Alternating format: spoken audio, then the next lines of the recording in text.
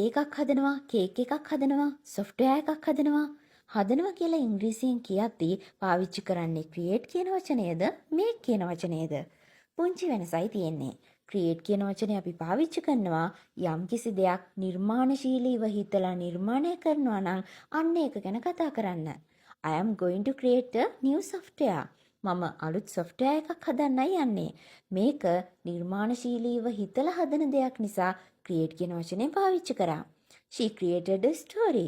ඇය කතාවක් නිර්මාණය කරා. එහෙම නැත්නම් කතාවක් හැදුවා.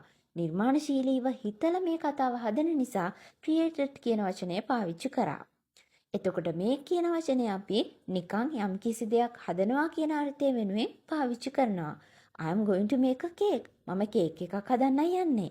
She made a cup of tea. ඇය තේ කෝප්පයක් හැදුවා. ඉතින් සම්පූර්ණ පාඩම ඔයාලට බලන්න පුළුවන් අපේ Viral Beam YouTube channel එකත් එක්ක එකතු වුණොත්.